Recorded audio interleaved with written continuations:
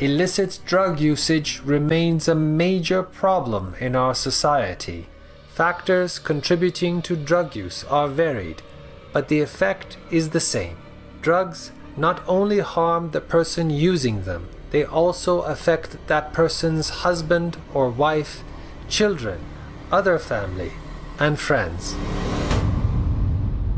According to the United Nations 2020 World Drug Report, about 269 million people were using drugs in 2018, which is 30% more than in 2009. Additionally, over 35 million people suffer from drug use disorders. To address this global problem, the United Nations General Assembly has declared June 26th as International Day Against Drug Abuse and Illicit Trafficking. Each year, communities and organizations around the world work together to raise awareness about the harm of illicit drugs. The goal of these annual events is a worldwide drug-free society. Supreme Master Ching Hai has also conveyed her deep concern about the detrimental effects of drug use. During a 1999 lecture in Cape Town, South Africa, she spoke of the heartbreaking consequences to both the drug user and their loved ones. It affects everything. It makes your mind blurred, it shrinks your brain, it clogs your nerves, it makes you hallucinate, it makes you go crazy when you don't have it and become addicted to it. It breaks your family, love, relationship. It drives your girlfriend, boyfriend away. It makes you become a criminal sometimes. How do you have peace in this chaotic state of mind in order to practice spiritually even? Huh? You have to be first calm and normal. We have enough confusion with work, with war, with disaster, with relationship already. Do not create more confusion for yourselves and damage your only vehicle to reach God. This is the body, the temple. Keep it well in order, healthy, because you must use it, okay? Drug is no, no, no, no. These wise and compassionate insights from Supreme Master Ching Hai are reaffirmed in the teachings of many other spiritual disciplines. In recognition of the International Day Against Drug Abuse and Illicit Trafficking, we will share excerpts from religious scriptures that highlight the harmfulness of intoxicants, both to ourselves and our loved ones. In the 5 precepts that serve as basic guidelines for wholesome living, the Lord Buddha included illicit drugs. 1. No killing, cherish all life. 2. No stealing, respect others' property. 3. No sexual misconduct, honor our own pure nature. 4. No lying, live honestly. 5. No intoxicants, maintain a clear mind. The 5th precept of no intoxicants is a clear directive to abstain from substances that cloud our awareness and wisdom. Venerable Patriarch Bodhidharma also said, "The 10 Dharma worlds are the body and mind. In the sphere of the originally pure Dharma, not being ignorant is called the precept of refraining from using intoxicants."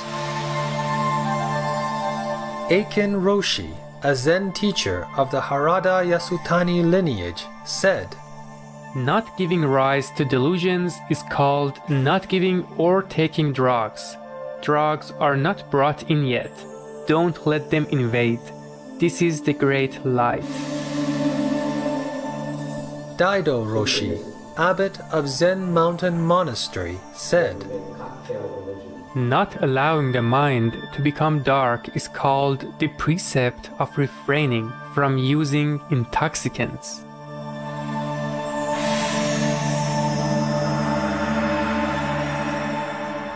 Physical intoxication is related to ignorance, delusion, and darkness.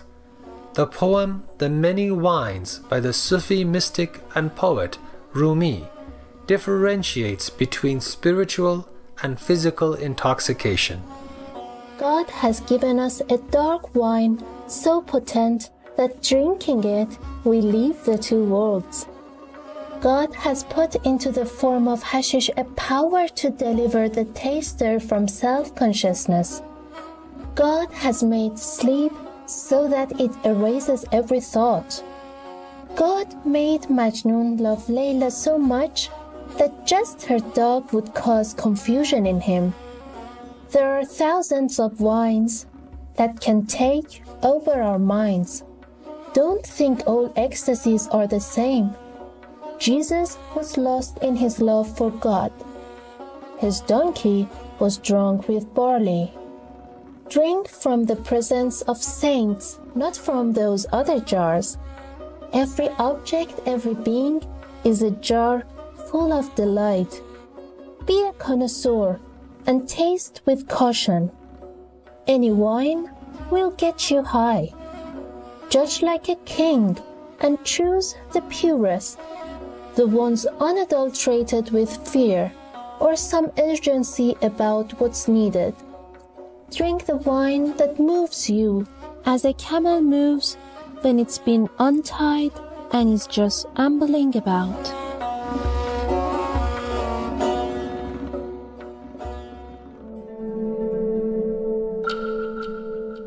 In the Kitab al-Aqdas, also known as the Most Holy Book, the Baha'i Faith explicitly prohibits the use of intoxicants. Experience has shown that he who gives himself up to it is completely excluded from the world of humanity.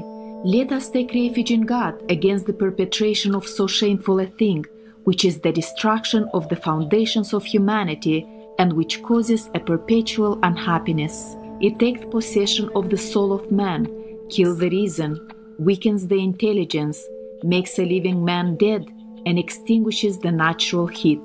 It is impossible to imagine anything more pernicious. Happy is he who never mentions the word opium, but what is the fate of those who make use of it?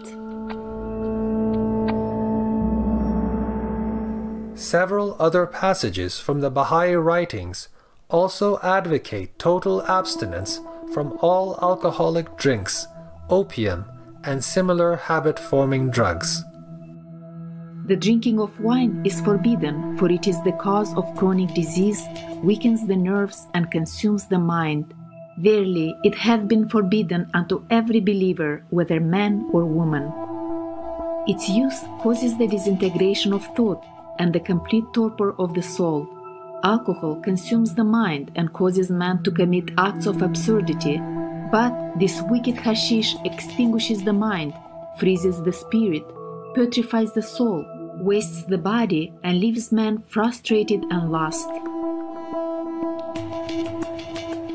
In describing the wide-reaching consequences of dealing with the illicit drug opium, Abdul Baha, the eldest son of Baha'u'llah, said, "The user, the buyer, and the seller are all deprived of the bounty and grace of God." The Baha'i writings also affirm that true blissfulness arises from spiritual practice. It will never be attained through the use of drugs. Concerning the so-called spiritual virtues of the hallucinogens, spiritual stimulation should come from turning one's heart to Baha'u'llah and not through physical means such as drugs and agents. Immense thanks, marvelous viewers, for joining us on today's program on Words of Wisdom.